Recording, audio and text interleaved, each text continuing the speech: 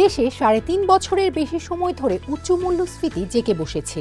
কঠোর মুদ্রানীতি, আমদানি পণ্যে কর ছাড় ও বাজার ব্যবস্থাপনায় নেওয়া নানা উদ্যোগের পরও মূল্যস্ফীতি নিয়ন্ত্রণে সফলতা আসেনি। সবচেয়ে বেশি চাপে রয়েছে খাদ্য খাত, আর তার ভেতর রয়েছে আমিষ জাতীয় পণ্য। মধ্যবিত্ত ও নিম্নবিত্ত পরিবারের নিত্যভোজে যে প্রোটিন অপরিহার্য, সেই খাত থেকেই খাদ্য মূল্যস্ফীতি প্রায় ৬৩% উৎসারিত হচ্ছে। সামনে রমজান ও ঈদকে ঘিরে চাহিদা বাড়ার প্রেক্ষাপটে এই চাপ আরও তীব্র হওয়ার আশঙ্কা তৈরি হয়েছে। বাংলাদেশ ব্যাংকের ইনফ্লেশন ডায়নামিক্স ইন বাংলাদেশ শীর্ষক ২০২৫-২৬ অর্থবছরের অক্টোবর-ডিসেম্বর প্রান্তিক প্রতিবেদনে দেখা যায়, এ সময়ে খাদ্য মূল্যস্ফীতির ৬২.৮% এসেছে আমিষ জাতীয় খাদ্যপণ্য থেকে। মূল্যস্ফীতির বাস্কেটে থাকা এসব পণ্যের মধ্যে রয়েছে গরু, খাসি, হাঁস, মুরগি, মাংস, মাছ ও শুটকি, ডাল, দুধ ও পনির। বিপরীতে সবজির দাম কম থাকায় খাদ্য মূল্যস্ফীতিতে এর অবদান ছিল ঋণাত্মক। খাদ্যশস্যের অবদান ছিল ৪২.৪%। মশলা ও রান্নার উপকরণের দাম কিছুটা বাড়লেও ভোজ্য তেলের অবদান সামান্য কমেছে। গত বছরের অক্টোবর-ডিসেম্বর সময়ে সার্বিক মূল্যস্ফীতি ছিল ৮%-এর ওপরে এবং খাদ্য মূল্যস্ফীতি ৭%-এর বেশি। অক্টোবরের খাদ্য মূল্যস্ফীতি ৭.০৮, নভেম্বরে ৭.৩৬ ও ডিসেম্বরে ৭.৭১% পৌঁছে। জানুয়ারিতে তা বেড়ে দাঁড়ায় ৮.২৯%। সার্বিক মূল্যস্ফীতি হয় ৮.৫৮%। খুচরা বাজারে এক মাসে প্রায় সব ধরনের আমিষ পণ্যের দাম বেড়েছে। চাষের রুই ৩২০ থেকে ৪২০ টাকা ছিল, যা বেড়ে ৩৫০ থেকে ৪৮০ টাকা হয়েছে। কাতলা ৩৩০ থেকে ৪৩০ টাকা ছিল, যা বেড়ে ৩৫০ থেকে ৪৮০ টাকা হয়েছে।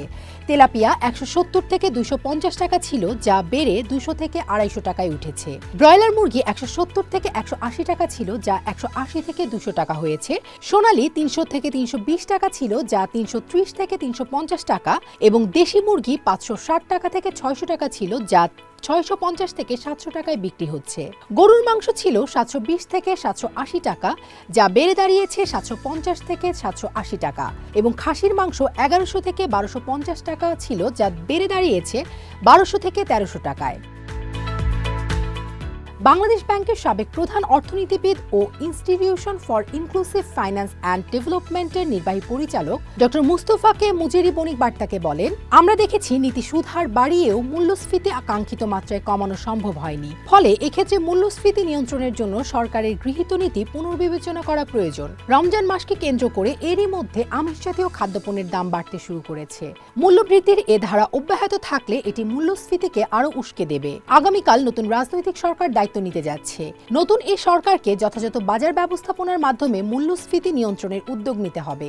মূল্যস্ফীতি নিয়ন্ত্রণে প্রায় ২ বছর ধরে নীতি সুদ হার ১০% স্থির রেখেছে বাংলাদেশ ব্যাংক।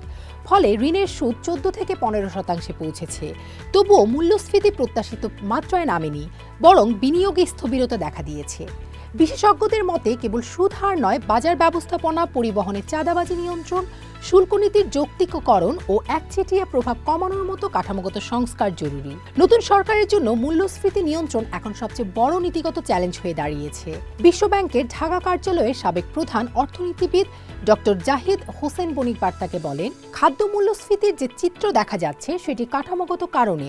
এর সমাধানের জন্য সেদিকেই নজর দিতে হবে। বাজার ও পণ্য পরিবহনের ক্ষেত্রে চাঁদাবাজি নিয়ন্ত্রণ করা দরকার। সেই সঙ্গে শুল্কনীতি যৌক্তিকীকরণের মাধ্যমে বাজারে প্রতিযোগিতা নিশ্চিত করতে হবে। তাছাড়া অলিগার্করা যাতে একচ্ছত্র নিয়ন্ত্রণকে পুঁজি করে অবৈধ সুবিধা নিতে না পারে সেটি নিশ্চিত করাটাও গুরুত্বপূর্ণ। এ ধরনের কঠোর পদক্ষেপ নেওয়া একটি শক্তিশালী রাজনৈতিক সরকারের পক্ষেই সম্ভব। ২/৩ সংখ্যাগরিষ্ঠতা নিয়ে নতুন যে সরকার ক্ষমতা গ্রহণ করতে যাচ্ছে, তারা এক্ষেত্রে উদ্যোগ নেবে বলে আমাদের প্রত্যাশা।